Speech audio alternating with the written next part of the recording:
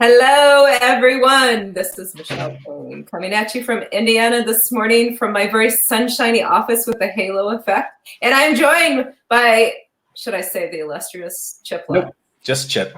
Just Chip. So Chip is a speaking friend. We have been friends. How long have we been friends for? Nearly a decade. Wow. Time flies when you're having fun, right? Yeah. Yeah. So in all seriousness, Chip is actually a great resource for us today because he is a veteran, retired lieutenant commander. Did I get that right? You did. From the Navy. And he has taken an interest in mental health as well. But before we get started, Chip, I have to make sure that you understand this on behalf of all of our ag friends that are watching. You do know that cows don't tip, right? That's what I hear. So every time Chip texts me, he has to text me about tipping cows. Excuse me, I can't talk. Tipping cows and being annoying. So that's why I put the cow tipping comment in there. Well, maybe Indiana cows don't, but I think that Wisconsin cows do. No. So I'm just throwing it out there. I'm just saying you're going to get kicked if you try to tip a cow. So with that, why don't you tell us all a little bit about yourself, Chip? Well, as Michelle said, my name is Chip Lutz. I am retired Navy. I spent 22 years in the Navy. I've been retired a little over a decade, about 11 years, and have been speaking professionally since then. That's how I know Michelle. So in the last 10 years, predominantly a lot of what I do is I do a lot of pre and post deployment work with different branches of the military, either helping them get ready for deployment or reacclimate, reintegrate back into civilian life within the reserve component. And so recently, this last year, I've been working on a second master's in pastoral counseling, and just thinking a lot about the different suicide rates, and thinking it's like, wow, maybe we're just doing something wrong because things keep ticking up, not only in the civilian population, but also in the military, which parallels what's going on in the civilian population. So when you reach out to me and say, hey, you want to talk about this? And I was like, yeah.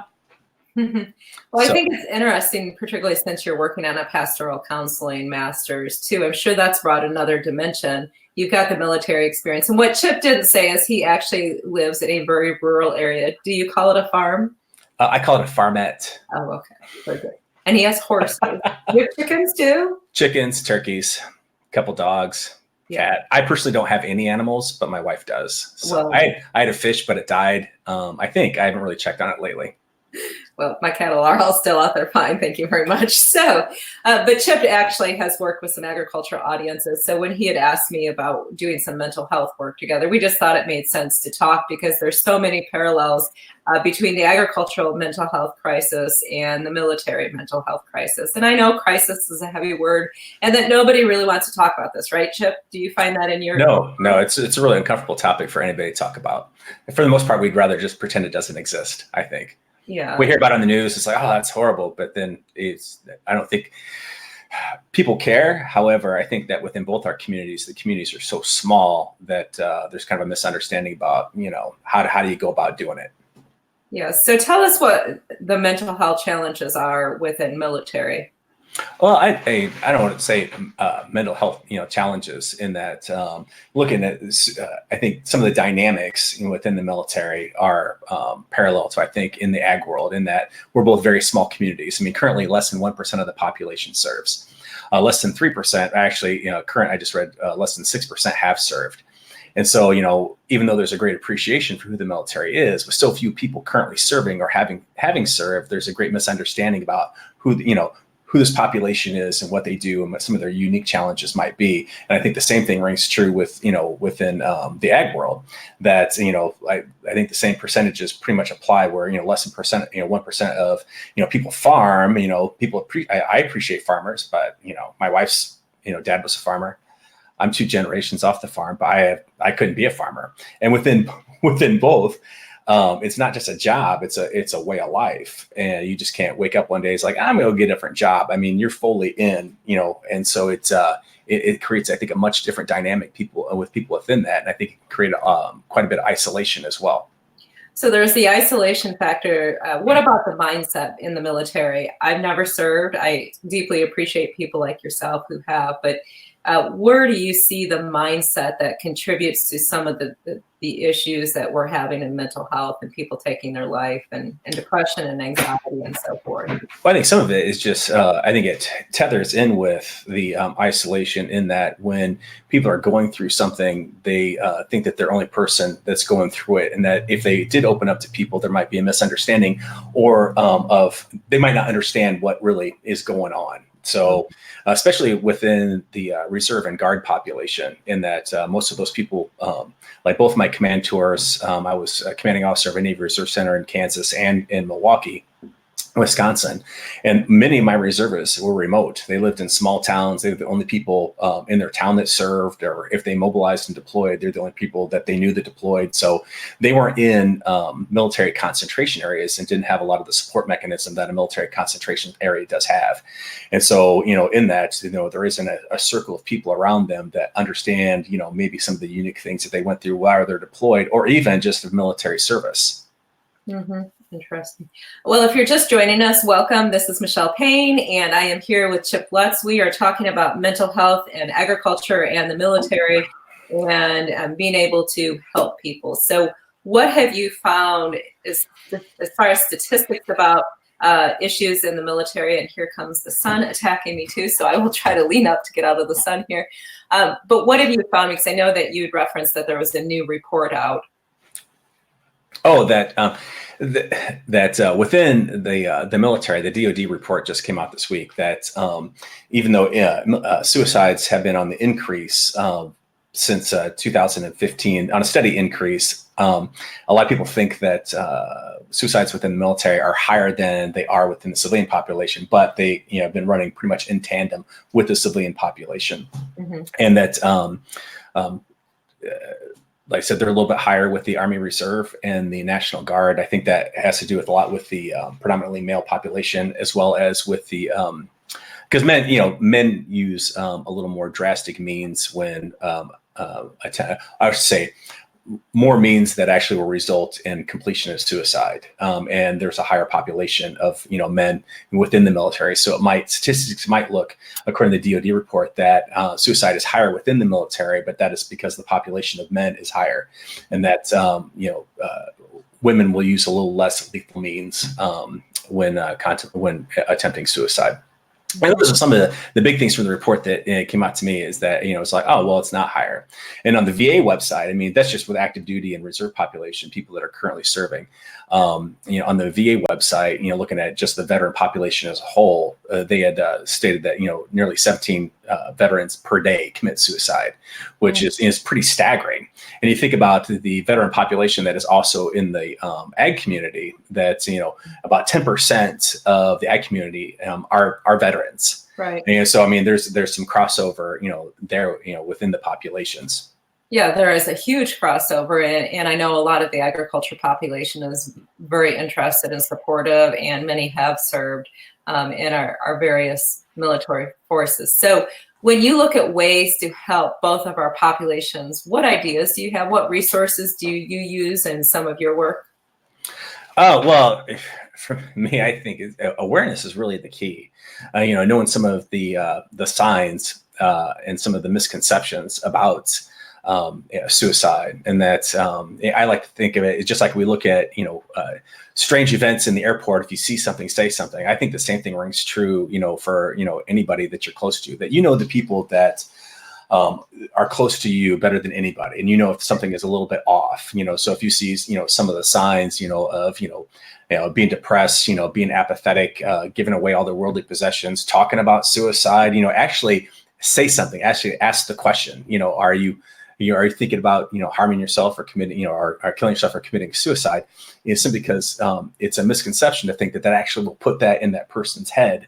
Actually, it might be a starting point to actually open up that conversation, where somebody might have some suicidal ideation, but might not feel like anybody will want to really talk to them about it, because there's some stigma that's associated with that. From straight across the board. Right. That we look at it as almost criminal, but I don't want to say we criminalize, people, thinking, bad thoughts like that. But I think that, even the most mentally healthy person can have, times in their life when things are tough and they don't know who to turn to or who to reach out to. And so if we can reach out and actually ask the question, it can be that opening point for getting help or, getting resources and so forth. I can absolutely relate, because within the agricultural community, especially farmers and ranchers, independence, strength, resiliency, being able to take care of yourself, taking care of your own business, not talking about problems, not airing your dirty laundry. Those are all traits that ring pretty true. And I think one of the challenges that we're facing this year is we've had Mother Nature has been on a tear. We all know that. Right. The weather's uncontrollable. The markets are uncontrollable. Trade is going crazy. Prices are down. And there's so much stress. And so I just want to remind anybody who's listening in agriculture, if you see something, say something, because Chip is absolutely right that we have a tendency to mind our own business a little bit too much sometimes on farms. If you notice that your neighbor's windows have become dark, or that they're not getting out of the house, or they're becoming more and more withdrawn, reach out to them, because at some point they will appreciate that. Maybe not right away, but I think it's really critical to help people understand that they're not alone. Because as you said, Chip, everybody goes through a bad place at some point in life. Right. And, a lot of stress, and from my perspective, is, control and predictability. You can't control a situation. You can't predict what's going to happen. And, that can manifest itself in a lot of different ways. And, flat out, some people are more resilient than other people. Part of that's nature, some part of that's nurture, but that's just the case. And so, if you get to that place and, you're thinking about, all right, what are the things that, work for you in order to, help you bounce back? Taking that moment out. Another misconception, which I thought in this report that I was, the DoD report, which I thought was interesting, was when they brought out that on restricting means that, if, there are firearms, like I said, with men predominantly, the way that the most common ways of committing suicide are with firearms and suffocation, like hanging. And that's, the misconception is that, well, if I just take, lock up all the guns, they're just going to go to another route and do something else. And that's a misconception, because that's not normally true. So looking at how we can actually restrict those means, can help, give that moment that somebody needs to maybe rethink the situation, or perhaps we can actually step in and help with resources, or, getting them help someplace. Yeah. Unfortunately, some people choose to take their lives in some very dramatic measures. I actually had a classmate when I was in the 6th grade who was a young man who hung himself. And that was really difficult to understand. But I think as adults that we have to take responsibility for taking better care of our community. And I just want to note that Teresa Gilly is here, who was my first Facebook Live guest from Minnesota. And I remember Teresa. That was a great interview. Yes, Teresa did a wonderful job. And she said it's good to help your neighbor that is struggling. But sometimes if you ask them for help, they will feel valued. And I know as a female, that is particularly true, because I want to take care of everyone. But I also think that within the farming community, that's huge, because we want to be a help to other people. We raise food because, hello, we want to help other people. So I'm sure you can speak to that more from a military perspective, Chip, right? On service? Yeah, part of the service person's DNA is, on serving. And I think inherently not want to be a burden on other people. That, you're kind of ingrained, within, boot camp or officer candidate school, that you persevere. I know that a Marine motto is, pain is just weakness leaving the body. So, you're taught, kind of socialized to like, hey, you can make it through this. And we've made great strides within the military on teaching resilient skills and, like, hey, this is what you can do. But I think that some things still remain an issue, that, we can teach all the resilient skills that we want, but are we really creating a climate within the command, within the organization that actually, enables resilience? Mm-hmm. So I think that's a much different dynamic, and it really comes down to, leaders being on the ground, actually talking to their people, and, asking what's going on with them and how things are going. Just 2 weeks ago on the USS Bush, Herbert Walker Bush, H.W. Bush, which is an aircraft carrier. They had 3 suicides within a week. 3 completely unrelated, and they weren't all junior people. One was a senior person. So it was, each had gone through, had different things that were going on. And that was something else that was in the DOD report, was that for a lot of the people that they, surveyed, a lot of the people that had committed suicide, they had been through some major life events recently, relationship issues, legal issues, financial issues, command disciplinary issues. And, if you see, things that are going on with those, with somebody and you see changes in their behavior, then again, step in and do something. And I think the same thing would ring true that, like you mentioned this year. I mean, I'm surprised that driving around Wisconsin, how many fields don't have anything in it. Simply because we had so much rain, and that now it's getting to be so late in the season, and that things aren't really ready. But we just had 4 feet of snow in the Northwest, right? And so it's coming to the Midwest, and that we're going to probably have an early winter. So to me, looking at control and predictability, I'd be worried as far as like, all right, I got the stuff in, am I going to be able to get it out? And that worry internalized can do some pretty hectic things to your body, but also to your mental state. Yes. The thing that I always try to encourage in my resilience in agriculture program is to help people understand that we're all facing this. But more importantly, we have to take care of ourselves the same as we take care of our animals. I know for me, that's really tough sometimes because I'm running around taking care of everybody else and taking care of the cattle. And I don't want to take time out. I don't want to take time to care for myself. So either from your military experience or from your pastoral counseling degree, how do you get people to take care of themselves? Well, I don't know if you can get anybody to do anything. I think that you can make suggestions, but I do believe that resilience is a choice where people can choose whether they're going to do something or not. Yeah. So, what you can do is, help them, maybe see things a little bit differently, or just, frankly, just be there. I think that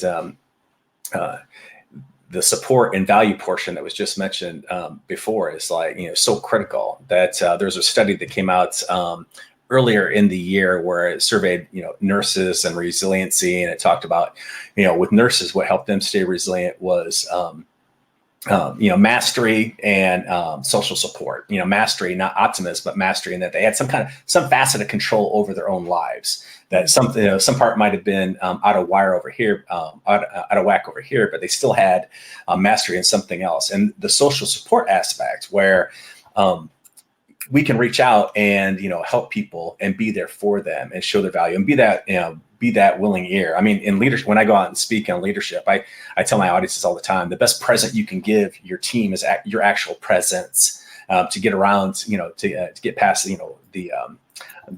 the silos and the walls that separate us, and actually be there in person with that person. And I think that the same thing rings true if you're looking at just your family members, your friends, your community members that might be struggling. Just be there. Yeah, I think that is a critical point. And sometimes it's harder today to be there. Yeah. Mentally, right? I can physically be with someone, not have my phone in my hand. Right. But I'm just telling, and I don't know if this is a female, and I apologize to everyone for my whole halo here. I'd like to tell you I'm an angel, but I have no control over the sun from one window. I am, thank you. But I guess the point about presence is that I can be with someone, but I could be thinking about 5 other things. Right. And of course, if somebody is in mental duress, I work really hard to be there with them emotionally. That can be extraordinarily draining. I mean, if you've ever sat next to a loved one going through cancer treatments, it's hellacious activity. And so trying to make sure that you're taking time to care for yourself through that too. We did have a question come in from Ag State of Mind. Thanks for joining us. He said a difficult question to ask, but do we focus more on the current older generation, such as older vets, older farmers, or more on the younger generation, new soldiers, new farmers? Can we focus on everyone at the same time or each generation at once? I think it's a case of, from my perspective, focusing on one generation, but focusing on the circle of people that are around you. Like I said previously, the people that are around you better than anybody else. And if you see changes in their behavior, that's, when you would reach out and do something. I mean, nobody's exempt from trials and tribulations in life. That's just a fact. Yeah. Whether the rate of suicide with young people is high, the rate of suicide with people my age is high. And you would think, part of common sense for me would be like, well, I'm in my 50s. Certainly I've got everything figured out by now. And people older than me, they're wise. They have things figured out. But, we live in predominantly a pretty lonely time. A report that came out earlier this year said that nearly 40% of people in the U.S. Suffer from loneliness. It is like the new epidemic. And you take that, a little bit, notch that down a little bit further. And that's what the average American that work, in a regular office space with people that do the same thing that they do, and they feel lonely. You think about the people like within our populations that can be somewhat more isolated, and separated from people that understand, what they do as a way of life. Because like I said, it's not a job; it is a way of life. That loneliness, can only, to me, get a little bit larger. So it's really, like we said before, reaching out. Not limiting ourselves to any one particular generation or direction, but just having more of a spatial awareness of what's going on. I think it's an interesting question because clearly in the US, I believe the average age of the American farmer is 57, and it's about the same in Canada for our Canadian viewers. And we have a huge generation shift that's coming up on our hands. We have more females that are farming now, and obviously we have a younger generation. And my answer would be to the Ag State of Mind's question is I think you have to take it on a case-by-case basis because this is not a problem that we can solve generationally. This is an individual problem that I think takes a lot of individual conversations and just helping people understand that there's no stigma attached. Whether it's anxiety or depression, whether it's your fear of losing your farm, whatever it may be, losing your way of life, because as Chip had pointed out, this is very much about a way of life. It's not just a job that you can suddenly be done with. Right. So I think that the part of the other question would be like, so you do see something and you do say something to ask somebody, then what? Because that would be my question if I was hesitant, because it would be a difficult conversation to have. And it's one that I've had to have, with one of my friends where, he was going through a pretty trying time. And I asked the question, are you thinking about harming yourself? You think about killing yourself? And then in my mind, it's like, all right, what do I do next? If he says yes, then what do I do?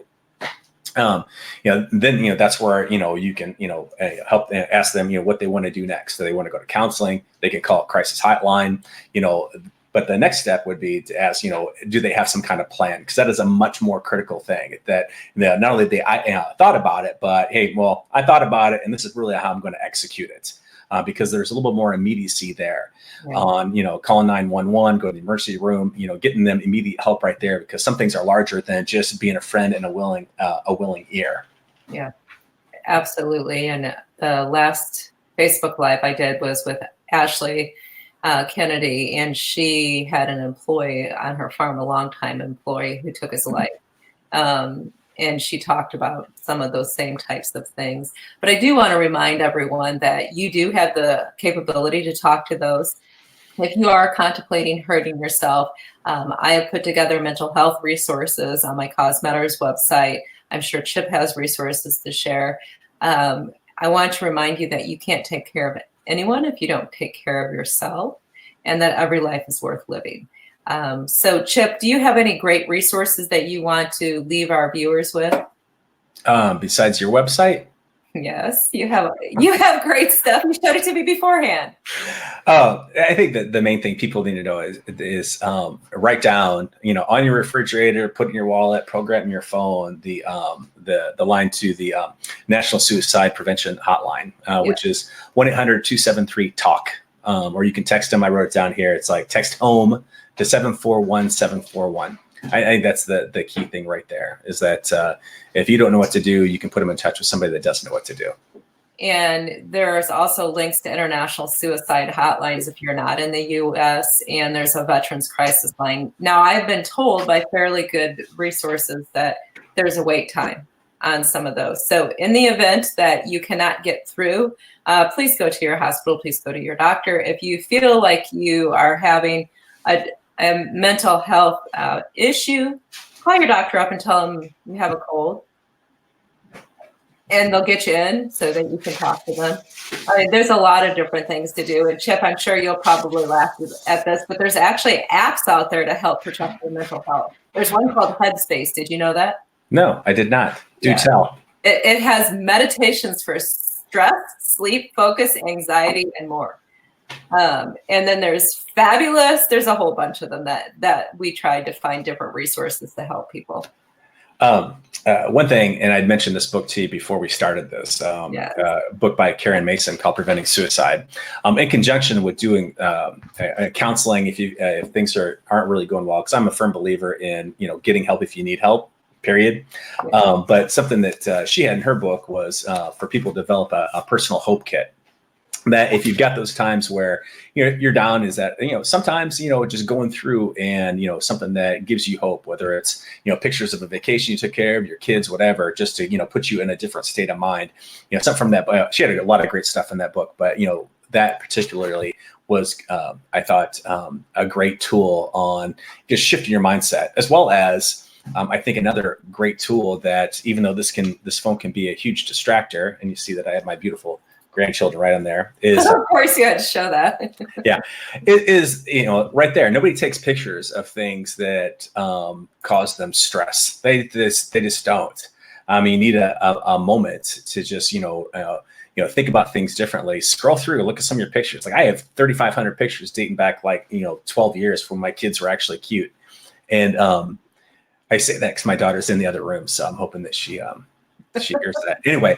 But I can when I'm down and I need to think about something differently, I need to make that rapid mental adjustment I need to make. I can go through there, and it's like, I remember we did this. It puts me in a completely different state of mind, as well as I'm a firm believer in not forgetting the spiritual aspect of your life. That there are things that we go through, and sometimes, like I said, they're bigger than us, but we can reach out. And I'm not talking about religion. I'm talking about whatever your spirituality is to get in touch with that, because it can give us hope and help us move on to the next day. Yeah, and I think that hope is critical, and it's critical as we have people out facing a harvest that is not only delayed, but it doesn't look like they want it to look. So hope can come in many different forms. Sometimes it's a conversation, sometimes it's a photo. And a suggestion that came in is to have a playlist of songs that make you happy. Absolutely. And I know when I travel, I have a playlist that I call the Inspiration, because the people that I fly with really annoy me. So I sit there and I listen to that. Is my podcast on your Inspiration playlist? No, it's on my annoying playlist. So anyhow, as we wrap up, thank you to everyone who has joined us. If you are viewing later, you're welcome to comment, and either Chip or I will get back to you. But Chip, if people want to get hold of the esteemed retired Lieutenant Commander of the Navy, Chip Lutz, or Charles Lutz, I should say, how can they reach you? They can get me through my website, unconventionalleader.com, or just email me direct at chip@unconventionalleader.com. That's 2 L's in the middle, unconventional leader put together, .com. .com. Gotcha. Well, thank you for joining us today. It's a tough topic, and it's okay to smile a little bit around it, I would say, wouldn't you? Yeah, absolutely. I mean, like I said, it takes a village. It takes, for our communities, they're both so small. It's about us helping us. That's just a fact. People don't really understand, and we can't expect them to understand because they've never lived a life. But we can help each other. Yeah, absolutely. Well, you have been a great help today. So on behalf of all of our viewers, thank you very much. And do you have any brilliant final thoughts while my halo is echoing over my head here? That just was my final brilliant thought. Yeah. That was it. I can't close again. That was my closing. Fabulous. All right.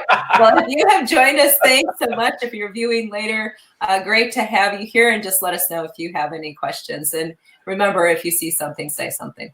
Thanks, Michelle. All right. Thank you.